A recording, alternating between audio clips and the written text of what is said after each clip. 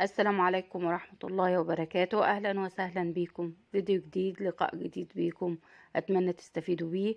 اللي أول مرة يشرف قناتي أتمنى أنه يشترك فيها ويفعل زر الجرس، وأتمنى أنه يعمل لايك للفيديو لو عجبه إن شاء الله.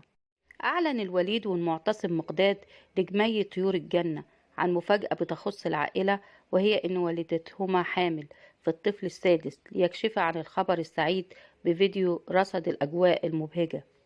وكان نشر الوليد والمعتصم مقداد على قناتهما الرسمية على يوتيوب التي تحمل اسم عصوم وليد فيديو بيرصد لحظة إعلانهما للخبر السعيد على الجمهور وكشفهما نوع الجنين المنتظر. وظهرت عائلة المقاديد بالكامل في الفيديو وهي تزف الخبر السعيد للجمهور، وأخذ الوليد مقداد يتحدث للجمهور بأنهم حتى الآن لا يعرفون نوع الجنين باستثناء والدهم خالد مقداد، لهذا سوف يكتشفون جنسه في هذا المقطع أمام محبيهم. والتفت عائلة المقاديد حول علبة الهدايا من أجل الكشف عن نوع الجنين، وفتح الوليد مقداد الغطاء لتكون المفاجأة وجود ملابس من اللون الأزرق، مما يعني أن المولود المنتظر صبي.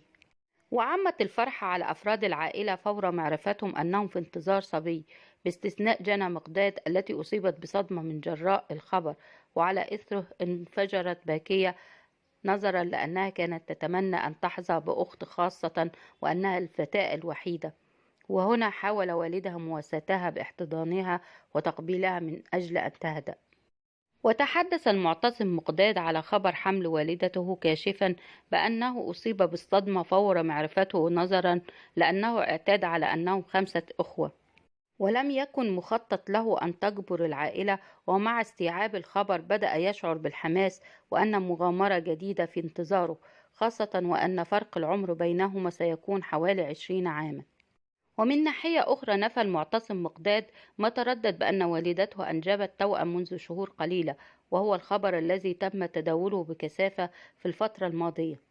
ثم طلب من محبيه أن يتابعوا قناة عصوم وليد من أجل معرفة اسم المولود وكل الأخبار عنه. وكان جمهور طيور الجنة اتفاجئ من كل أنحاء الوطن العربي بخبر خطوبة أبرز نجوم القناة، وهو الوليد ابن مالك القناة خالد المقداد.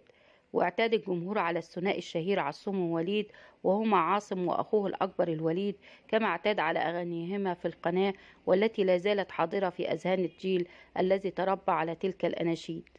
وقدم المعتصم مقداد التهنئة والتبريكات لشقيقه الأكبر الوليد بمناسبة خطوبته بمشاركة صور حفل الخطوبة على حسابه بموقع انستجرام، قائلا: أخويا وحبيبي وأسطورتي، لحد الآن ما متخيل إنك كبرت وخطبت.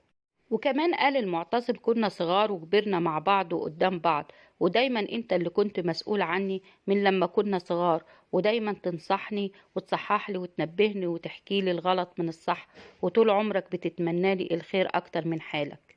وقال: عمر ما توقعت يجي هاليوم اللي تخطب فيه بسرعة، لسه ما شبعنا منك وليد، بس اكيد انت ما اخترت هذا الطريق الا وانت متأكد انك راح تكون قد وقد مسؤوليته.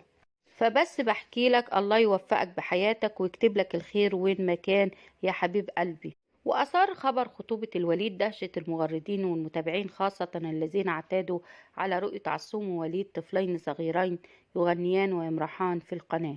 ويعد الوليد أكبر أبناء خالد مقداد، مؤسس وصاحب فكرة قناة طيور الجنة، والتي هي قناة فضائية متخصصة للأطفال انطلقت عام 2008 عبر القمر الصناعي نايل سات، وتخصصت في مجال أغاني وبرامج الأطفال، وتميزت ببرامجها بالاعتماد على مقدمين أطفال، بحيث تسهل مخاطبة المتابعين الأطفال من خلال أطفال مثلهم بحركاتهم ولعبهم وبراءتهم وابتسامتهم واهتماماتهم.